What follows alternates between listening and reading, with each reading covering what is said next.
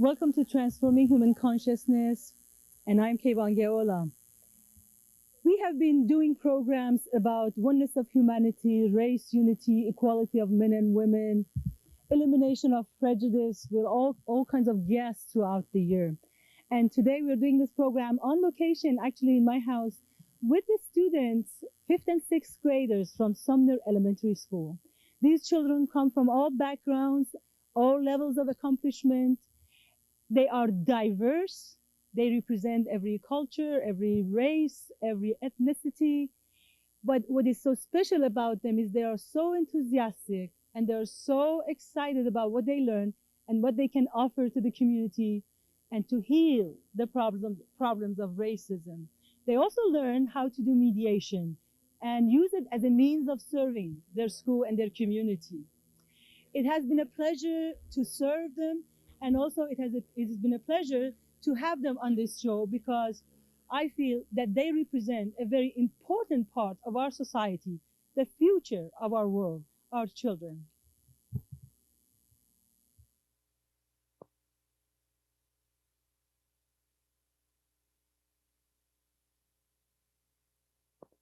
Hello, we're student mediators. My name is Remy and this is Richard. And we're here to talk to you and solve your conflict. Everything you say here will be held confidential. If it involves drugs or violence, I'm afraid we'll have to advise it to a higher person. Yeah. So, Richard will tell you the 5 rules.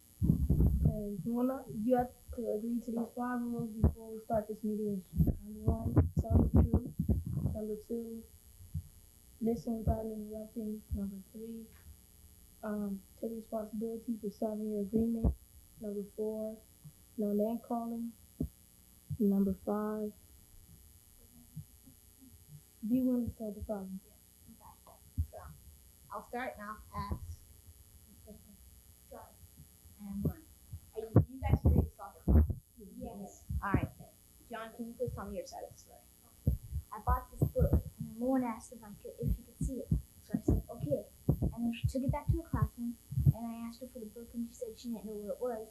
And she didn't even offer to help or anything to find it. And I want the book back with money to pay for it. So you're telling me Lauren took your book back to her classroom, and then she didn't even tell you, she didn't help find it, she didn't even pay you back. And you just want the money back. Yeah. Okay. And Lauren, can you tell me your side of the story? What happened was I was reading the book, and then at lunch I put it down and I left, and when I came back it was gone. I don't know what happened to it. And then he calls me a thief in front of the whole entire class. I would have helped him find it, but he made me so angry that I didn't help him look for it. Okay, so what you're saying is you bought his book, you went to lunch, and you put it somewhere, you misplaced it, and now you can't find it, and he goes up and calls you a thief in front of everybody. You were willing to help him find it, but you got very upset at him. Okay, now do you guys have any agreements to solve the problem? Well, I could help him look for it. That's a good one. Yeah. I agree with that. She could help me look for the book, but Okay. Have you guys solved your problem? Yep. Now, we need to say that you don't tell your friends that the problem has been solved to avoid spreading rumors. Go tell your friends. Go tell your friends. So Thank you, Richard. it will prevent rumors from starting. Yes. Congratulations for solving your problem, and if you do need help with solving it again, you're welcome back, and we'll help you solve your problem. I think we all understand that, the latest brain research helps us to understand better that kids need to be in a very safe, secure place to be able to learn. And when prejudice and racism are pervasive, then it affects their learning, it affects their ability to learn. If they're not feeling safe, they're not motivated to learn. And I think that this group gives them a forum, gives them a place to share some of that anxiety, to share some of that fear, and to develop strategies for coping with it. And I know all of you have been training all year round. You have some wonderful thoughts. You have expressed some precious views. And this is a chance to hear some of that. Now, let me see what some of you think about. These are some of the themes from Transforming Human Consciousness. We work together also on it all throughout the year.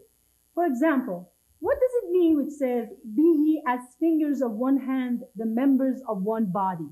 Who can tell me what does that mean? Kai. I think it means that we're all one human race, no matter what we look like on the outside. If we have dark skin, if we have light skin, if we have brown eyes, blue eyes, green eyes, that we're all just the same on the inside, and to love each other for who we are on the inside and not what our skin looks like. Okay. Let's see, what do we think it means when it says, humanity is one kind, one race and progeny, inhabiting the same globe, all belong to one household. What does that mean? And we have three wonderful students right there who are all, how about Richard, if you could tell us, what does it mean humanity is one kind and one race? Me, I think that means like being one thing all together, being one whole thing. Anyone else would like to address that? Humanity is one kind. DJ. Well, I think it means to be to do the same thing, that people have a different personality, but we're one of a kind, like one of all. You're all part of one family. Okay. How about is this one says, the character and purity of the heart is of all importance. Who can tell me what does that mean? The character and the purity of the heart. Jordan. It means like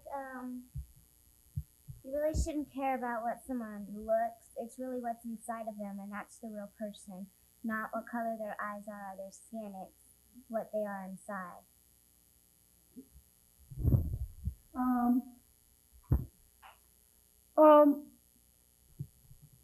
Now we discussed together throughout the year, we talked about prejudice. Who can tell me what is prejudice? What does prejudice mean to you? Lauren? Well, it means that somebody's judging somebody by like either color, religion, any of that, like anything, and that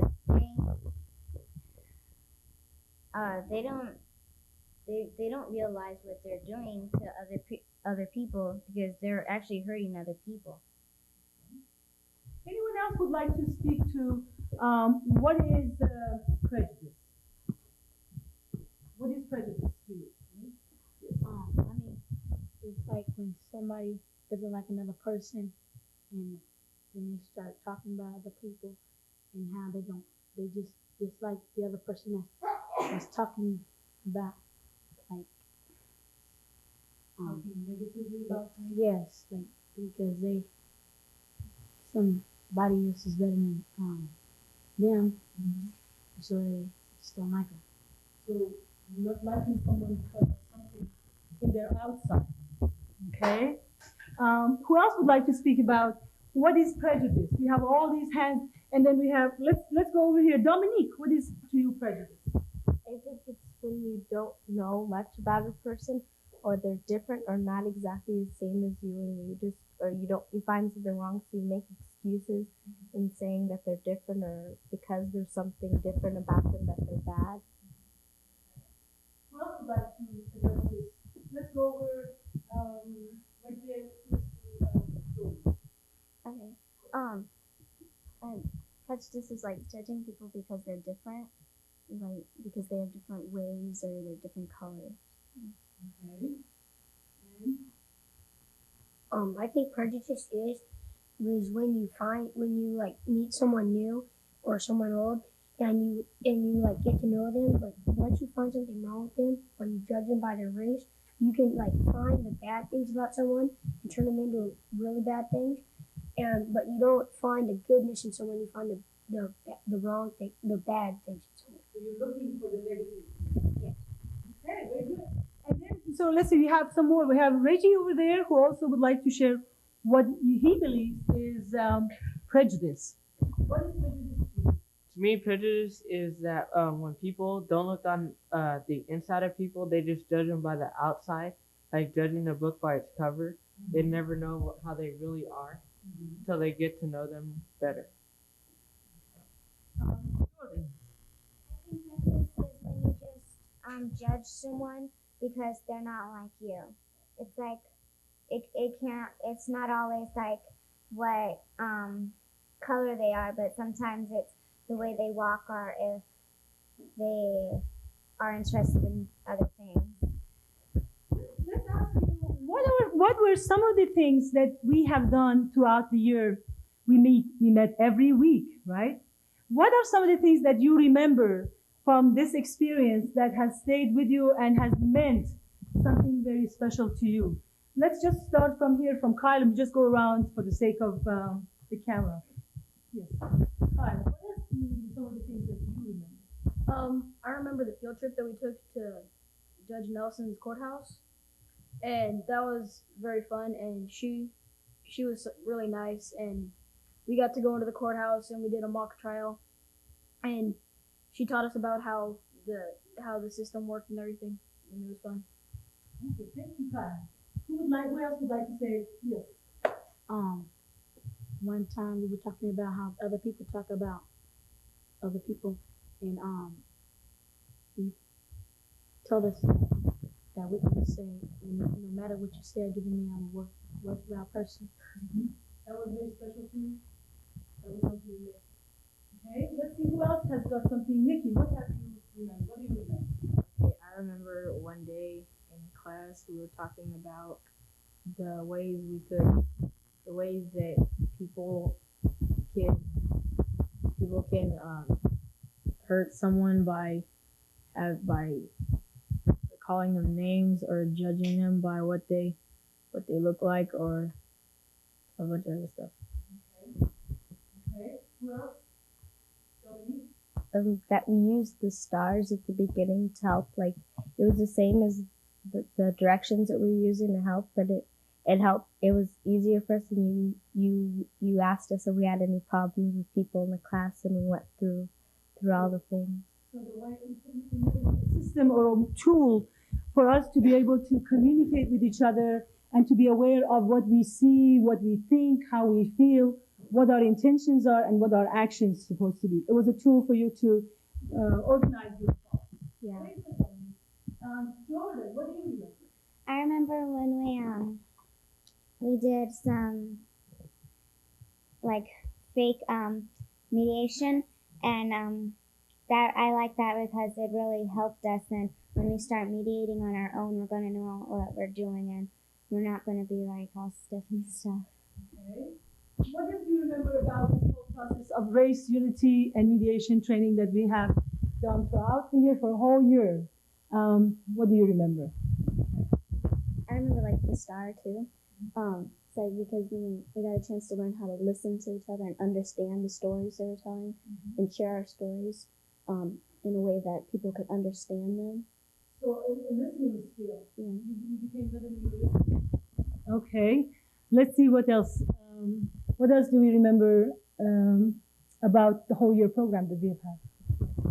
I remember the flowers that you would ask us to pick out the flower petals, and how you would tell us to choose different ones, and the one that would like describe us best, and how you said once we got them, you would say what would happen if all these flowers were the same? Then the world would just be such a boring place. And all these petals are part of one flower.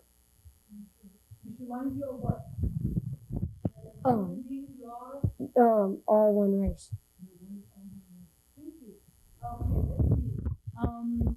DJ, what do you remember about the whole year program that you would like to share? What stayed in your mind? We met Judge Nelson, I was like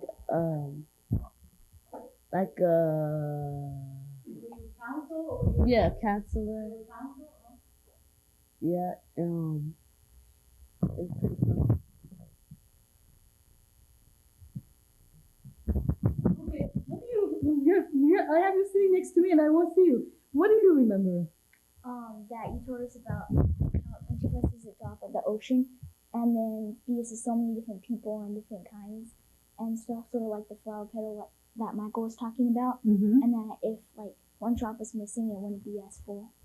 And that was something that stayed in your mind. Well, thank you so much, Bill. You guys are so have such strong memories, and you get so much. We have let's see, Lee. Do you have your finger? Lee would like to say Lee is the principal of this school, and actually the student of this school is doing similar program, and he has been giving us the pleasure of doing this today. So it's a pleasure to have you. Yes, and I haven't been part of your whole group, but in the sessions that we've had, one of the ones that stuck out the most for me was a time that we did explorations with nonverbal communication and watching students pass around looks and moods and ways they would do that. And one student said at the end, this day was so good because kids were instead of laughing at each other, we were laughing together. And I'd like to do more of that because it's building bridges instead of breaking us down. That was very powerful. Well, it seems like we are about to just move on. Let's go ahead and take a little break here, and we're going to have a chance to maybe do a little interview with each one of you in the remainder of the show. I'd like to thank each and every one of you for all your contribution, your wisdom, your participation, your enthusiasm, and the beauty that you show in your diversity. Okay, so let's take a break and then we come back. Okay, I think it would be a benefit to the junior high school that we're going to, because there's a lot of different people, there's a lot of different grades that come together and join, and I think it would be good because the people can get to know each other, and so that wouldn't cause racist remarks or rumors or anything like that. I think we should have one of these groups at Rubley, because if like at recess they can go out and if they hear somebody say a racist remarks to anybody, they can tell them that they shouldn't do that because it can start a raid and fights. We should continue this group for the incoming 5th graders and 6th graders, because all the questions that they had in the lower grades will now be answered because of this group, and I think that this group is really a good learning experience. Well, it's a good group, and you'll learn more. And for the 4th graders, they'll be more intelligent, and they'll know what's racist and not. It's helped my grades improve and my attitude towards fights, and it's helped me resolve my problems, not take it out with body actions, with language, and helping control my anger. Now at home I can solve problems if I ever needed to. With my brother and sister. I've tried it once, but my brother's 6 years old and it don't work that well. It has improved my grades. I recommend it for people to do. I mean, it's fun. It's something to learn. It's good to know. It's useful. Well, it's helped me because around my neighborhood, there are a lot of kids and lots of them are friends, but since there are a lot of kids, sometimes we can't agree on what we like to do. So we like yell at each other and stuff, and then before Race Unity, I just yelled at them back and left. But now I try to help them to understand that we don't need to fight about these things. We can just do like what I want to do first or second, and then we can do what they want to do. And it's also helping me around school. Like on the soccer field, there were a lot of fights and stuff, but now I help resolve all the fights and stuff, and we've already been kicked off the soccer field. But I guess it didn't help. But I recommend it to people who have like low grades and are just bullies around the school. Well, it's helped me to know that I should live equality and teach everybody love and brotherhood. And it's better to continue teaching love and brotherhood than it would be to have hatred and prejudice against everybody. And that once I reach that state of mind and everybody else does, the better we all will be. Well, in race unity, you learn how to solve your problems without yelling at people and stuff. And since I was in race unity, like, instead of yelling, like, and my parents yelling at me more, we try and work out the problems, like, with the star listening and stuff. And I think that it's good for people who would otherwise tend to fight with other people to be in this group, because it helps you learn how to solve your problems. Well, we have come to the end of our show, Transforming Human Consciousness, for today. I have had the pleasure of the wonderful students of 5th and 6th grade at Sumner Elementary School, the pleasure of having the principal, Mrs. Marybeth Jacob, Mrs. Canopy that helped, and also one of the grandparents, Gry Kovalheim, and all these wonderful students to be part of this message of oneness and unity and healing and resolution of conflicts for the whole world. And I'd like to thank each and every one of you, the audience, for watching and being with us. And if you have any questions or any comments about the shows that we do, please contact us through Baha'i Faith, PO Box 686, Claremont, California 91711, and our phone number is 909-626-2569. For Transforming Human Consciousness, goodbye, and let's say, everyone say goodbye. Goodbye.